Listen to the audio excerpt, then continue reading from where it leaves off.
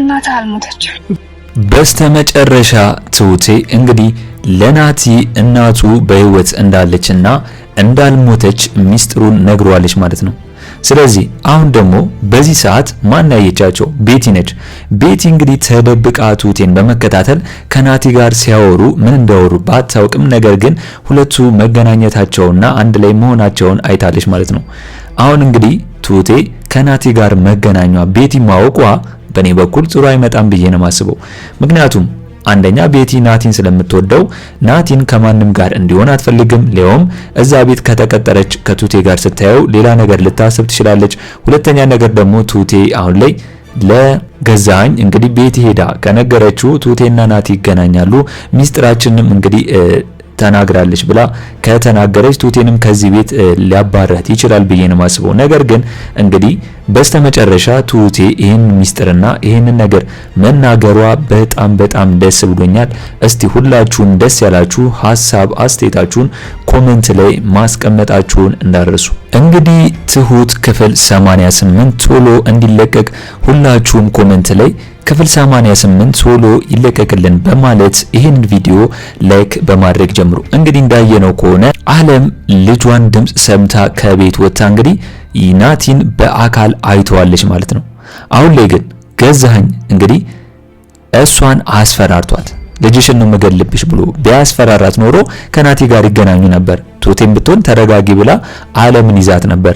ነገር ግን አሁን ላይ የናቲና የናትየው አለመገናኘት በጣም ነው ያስከፋኝ ማለት ነው። አሁን ላይ እንግዲህ ልጁን እንግዲህ ገዛኸኝ እያስፈራራው ነው። አንድም ሳንቲም አልሰጠም ከዚህ ቤት ውጣ እያለ እያስፈራራው ነው። ነገር ግን ቤቲ በገዛኸኝ ሐሳብ አልተስማማችም። የሆነ ብር እንኳን እንስጠውም እያለች እያሰበች ነው። ምክንያቱም ይሄንን ነገር ለመፍታትና እንግዲህ ለናቲም የሆነ ገንዘብ ካላገኘ የናቱ የሚፈልገውን ነገር የማያደርግ ከሆነ ሁልጊዜ እየተከታተላቸውና በእነሱ መሃል እንደሚገባ ግልጽ ነው ማለት ነው። ስለዚህ አሁን ላይ እንግዲህ ቤቲ ይህንን ነገር ባጭሩ ለመቋጨትና ናቲም የሚፈልገውን ገንዘብ አግኝቶ ከናቱ ጋር ሳይገናኝ እንዲሄድ ነው ፍላጎቷ። ነገር ግን አሁን ላይ እንደሚታወቀው ገዛኸኝ ደግሞ ሀብትና ንብረቱን 70% የሚሆነውን በቤቲ ስም እንዳዘዋወረ ይታወቃል። ናቲም ቢሆን ይህንን ነገር ያውቃል። ጠይቆትም ዝምታን መርጦ ነው። ነገር ግን አሁን ላይ በስተመጨረሻ ናቲ እናቱ የት እንዳለችና በህይወትም ልትኖር እንደምትችል በማለት እየጠየቀው ነው የሚገኘው ማለት ነው ፊት ለፊት አባቱን። ስለዚህ አሁን ላይ ቤቲ እንግዲህ ናቲን እንደገና አባቱ ከባድ ሰው መጥፎ ሰው እንደሆነና ነገር ግን ይህንን ነገር ቀስ በቀስ ማሳካት የሚችልበት አንድ መፍትሄ እንዳለ ነው እየነገረችው ያለችው። እሱ ምንድነው ከሷ ጋር እንዲሆንና ካልሆነም ደግሞ እንግዲህ ብሩን ሀብቱን ንብረቱን እሷ በሱ እንድታስተላልፍለት ወይም ደግሞ ልታስተላልፍለት እንደሆነ የነገረችው። ይህንን ነገር ናቲ ባይቀበለውም ነገር ግን ያሉ አማራጭ እሱ እንደሆነ ነው እንግዲህ ያሰበው ማለት ነው። አሁን ላይ ደግሞ አለም አሁን ላይ እንግዲህ እንደሚታወቀው ናቲ በህይወት እንዳለ ካየሽ በኋላ በጣም እያለቀሰች ነው የምትገኘው። ምክንያቱም እነሱ እንግዲህ ናቲን ገለሸዋል እያሉ እየነገሯት ስለሆነ አሁን ላይ ግን አለም እንዳላበደችና ጤነኛ እንደሆነችና በአካል ደግሞ እንግዲህ ከዛ ቤት ወጣ ናቲን ካየችው በኋላ ለሷ እየተከራከረላት ከሰማችው በኋላ ናቲ በህይወት መኖሩን አውቃለች ማለት ነው። ይሄም በጣም ደስ የሚል ዜና ነው። እውነትም ናቲን እንደራሷ እንዳልገደለችውና በህይወት እንዳለ እናቱን እየጠየቀ እንደሚፈልግ እንደመጣ ስላወቀች እንግዲህ እኔም በበኩሌ በጣም ነው ደስ ያለኝ ማለት ነው። ነገር ግን አሁን ላይ አለም በዚህ ውስጥ ሆና ቱቴን ተናዳባታለች።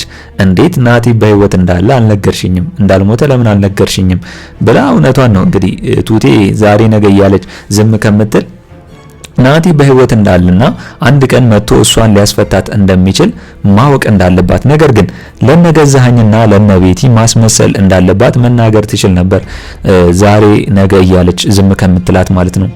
ስለዚህ አሁን ላይ እንግዲህ ቱቴ ይህንን ሚስጥር ደግሞ ማወቋ ለገዛኸኝና ለቤቲ አስጊ ነገር ሆኖባቸዋል።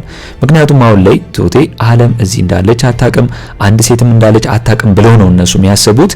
ነገር ግን አሁን ላይ ናቲ በጮበት ሰዓት እንግዲህ አለም ወጣ እዛ መግባቷ እንደገና ደግሞ ናቲን ማየቷ ሁለተኛ ነገር ደግሞ በዛ ሰዓት ትሁት ወጣ ደግሞ እንግዲህ ይሄንን ሚስጥራቸውን መስማታቸው ገዛኸኝ በጣም ደንግጧል። ወይም ደግሞ ትሁቴን የሆነ ነገር ማድረግ አለብን ብሎ አስቦ ነበር።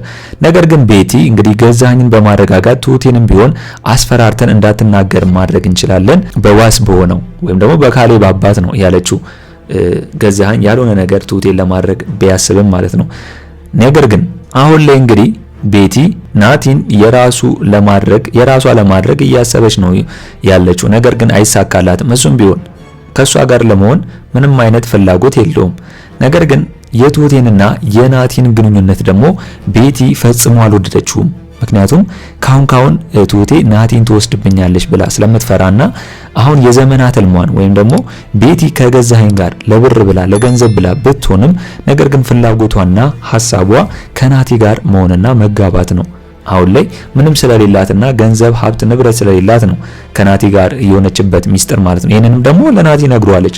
ይሄ ሁላ ነገር ያደረኩት ወይም ደግሞ ከአባት ጋር የሆንኩት ገንዘብ ስላጣው ነው ያለችው።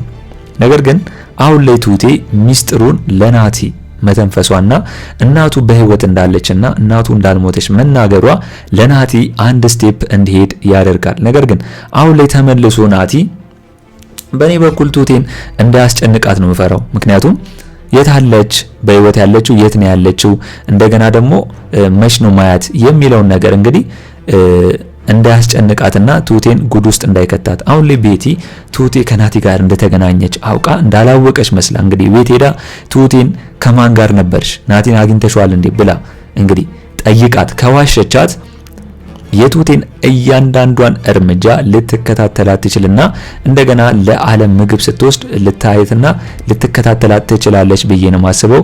እስኪ እናንተስ በዚህ ጉዳይ ሁላችሁም ቤቲ ምን ታደርጋለች በቀጣዩ ትሁትን ብላችሁን የምታስቡት ሐሳብ አስተያየታችሁን ኮሜንት ላይ ማስቀመጣችሁን እንዳረሱ። እንግዲህ ትሁቴ አሁን ላይ ገዛኸኝ ሄዶ ዓለምን ሲያስጨንቃትና ሲቆጣት ተደብቃ እየሰማች ነበር። ምክንያቱም አሁን ላይ ልጇ በህይወት እንዳለች ካየችና ከሰማች በኋላ ልጇን እንደሚገልባት አስፈራርቷታል። ለዛም ነው ገዛኸኝ ሲመጣ እግሩ ስር ወድቃ እያለቀሰች የምትገኘው ማለት ነው። ካልሆነ አሁን ላይ ምን አለች? በቃ ዓለም ጨርሰኝ ብለዋለች። ምክንያቱም ልጇ በህይወት እንዳለ ካወቀች ለሷ ራሱ ትልቅ ነገር ነው፣ ትልቅ ዜና ነው። እሱን የፈለገችው ዋናው ልጇ በህይወት እንዳለና እንደሌለ ማወቅ ነው። ፎቶውንም ብዙ ጊዜ ለትሁት እያሳየቻት ልጄ በህይወት አለ እንዴ ይሄን አይተሽዋል እንዴ ናቲ ነው የሚባለው እያለች ስታሳያት ብዙ ጊዜ ትሁቴ ዝምታን መምረጧ አሁን ላይ ዓለም አስከፍቷታል። ነገር ግን አሁን ላይ ዓለም ምንም ቢሆን በሞትም አይቆጨኝም ብላለች። ልጇ በህይወት እንዳለ ማወቋና ማረጋገጧ እሷን ገለሽዋል እያሏት ለብዙ ጊዜ ቢሏትም ነገር ግን አሁን ላይ በህይወት መኖሯ ራሱ ለሷ ትልቅ ነገር ነው የመጣላት ማለት ነው። አሁን ላይ እንግዲህ ዓለም ለትሁቴ ያስተላለፈችው መልእክት ምንድነው? ለናቲ እንድትናገርለት የምትፈልገው ነገር አንደኛ እሷ እናቷ እንደሆነች እንደምትወደውና አሁንም ቢሆን ለሱ እንደምሳሳለት ነው። እንግዲህ እዚህ ሁኔታ ውስጥ እንደሆነች አሁን ላይ ናቲ ስለማያውቅ ነገር ግን በትሁቴ አማካኝነት እንድታስተላልፍላት የነገረቻት መልእክት ይሄ ነው ማለት ነው። ስለዚህ አሁን ላይ ትሁቴ እንግዲህ ቢያንስ እንኳን ከዓለም ጋር ስለምትገናኝ ለናቲ ሄዳ እናቱ በህይወት እንዳለችና እንደምትወደውም ጭምር ነው የነገረችው። ስለዚህ አሁን ላይ ቀጥታ ስራው የማን ነው? የናቲ ነው። እናቱን የመፈለግ ስራ ቤቲ ትሁቴን እያወጣጣቻት ነው። ምክንያቱም አሁን ላይ የወጣችው ሴት ማን እንደሆነች ጠይቃታለች። ትሁቴም እንግዲህ የናቲ እናት በማለት መልሳላታለች። ስለዚህ አንደኛው ላይ ትሁቴ ምንም አይነት ነገር አድርጊ ብትባይ ወይም ደግሞ ነገር ወስኝ ብትባይ ምንድነው ብትባል እንግዲህ የተባለችው ሰዓት ምንድነው የመለሰችው? ትሁቴ ከዚህ ቤት መውጣት ነው። ይሄን ነገር ደግሞ ያለችው የሆነ ሚስጥር ትይዛለች ብላ ስላሰበች ነው እንግዲህ ቤቲ ይሄን ሁላ ጥያቄ እየጠየቀቻት ያለችው ማለት ነው። ነገር ግን ትሁቴ በአንድም በሌላም ቤቲ ከሆነችበት ስራ ከእንደዚህ ተንኮል ነገር እንድትወጣና ጥሩ ነገር እንድትሰራ እናትና ልጁም እንዲገናኙ ብታደርግ አሁን ላይ ለሷም ጥሩ ነገር ነው የምትሰራው። ከናቲም ብዙ ነገር አይመጣባትም። አሁን ላይ እንግዲህ ቤቲ ገዛኸኝን ስለምትፈራውና ገዛኸኝ አሁን ላይ እያስጨነቃት ስለሆነ ይህን ነገር ማድረግ አትፈልግም። ለብርና ለገንዘብ ብላ ነው ገዛኸኝን ያገባችው ወይም ደግሞ ከሱ ጋር ለመሆን ያሰበችው። አሁን ላይ እንግዲህ ገዛኸኝ የትሁቴን አጎት ተብዩ ወይም ደግሞ የካሌብ አባት ዋስ ስለሆናት እንግዲህ መጥቶ አስጠንቅቆታል ማለት ነው። ምንም ቢሆን ቱቴ እዛ ቤት እስካለች ድረስ አርፋ ጸጥ ለጥ ብላ እንድትሰራ ነው እንጂ ምንም ነገር እንድታወራ አይፈቀድላትም፣ ወይም ደግሞ ምንም ነገር ያየችው ነገር እንድትናገር አይፈቀድላትም ብሎ ነግሮታል ማለት ነው። ስለዚህ አሁን ላይ እንግዲህ የመጨረሻ ማስጠንቀቂያ ይመስለኛል ከገዛኸኝ የመጣባት ቱቴ። እንግዲህ ቱቴ በስተመጨረሻ እንደሚታወቀው ለናቲ እውነቱን ነግረዋለች፣ እናቱ በህይወት እንዳለች።